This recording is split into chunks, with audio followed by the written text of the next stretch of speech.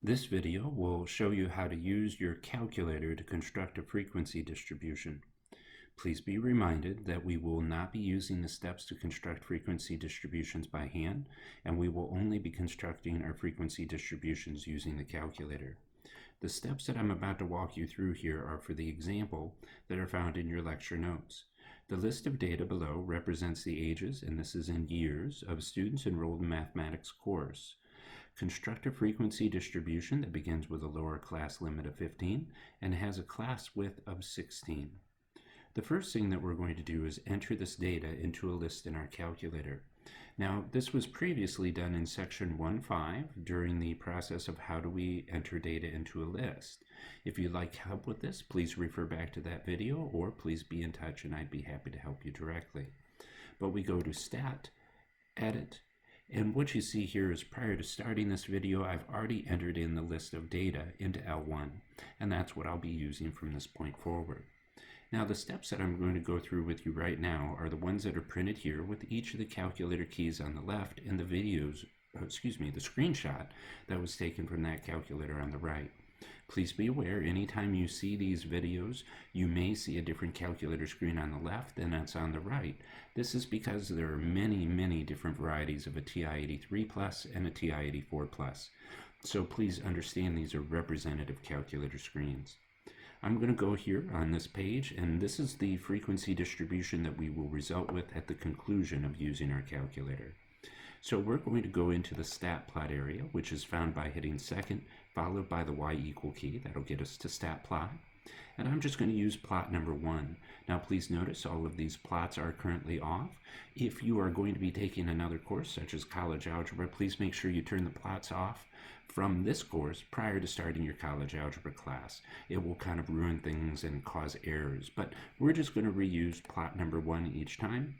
To turn it on, we notice that it's highlighting, flashing on the on, so we'll hit enter to select on.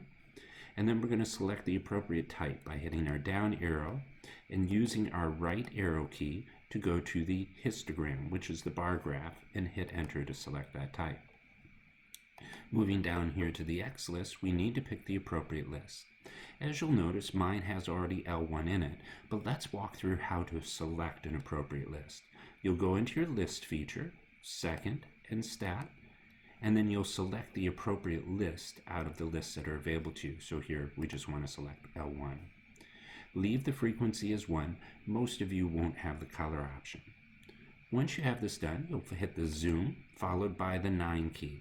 Now 9, as you see here, is zoom stat, so zoom 9. Now we see a histogram that's representative but not the one that we want. So I'm going to need to scroll back all the way up here to the top, and we're going to take a look at the directions here. We want a lower class limit of 15 and a class width of 16. So to update our histogram to have the appropriate lower class limit and class width, we're going to press the window key. After pressing the window key, X min represents our lower class limit. So let's change that to a 15. Now we'll go down here twice to the XSCL. That means X scale. And that's going to be our class width. And we're going to need to change that to be a 16. Once you do that, be very careful. Don't press zoom 9 here. Instead, just press the graph button once you've updated these numbers. Now we see a histogram that's very representative of what our frequency distribution will be. So what we're going to do is use the features of the calculator to find the numbers, the values that we're going to use to create our table that you already see constructed here. So we're going to go ahead and press the trace key. Now you'll notice that there's an X on the top of this bar. We see a minimum value of 15, and then this is a less than symbol, so we don't go up to 31. Instead, we go over to 30, as you see over here where I wrote down the answer, 15 to 30. The value of N is 10. Pressing your right arrow key allows you to scroll through 31 through not 47, but 46, frequency of 1. 47 through not 63, but 62, frequency of 1. Then we have 63 through 78, frequency of 2. And finally, we have 79 through 94 with a frequency of 1. Now, you notice that if you press the right arrow, you're going to get an N, a frequency of 0. That means you're done. If you are ever to the right of your histogram and you have a frequency of 0, that means whatever's to the left was your final result.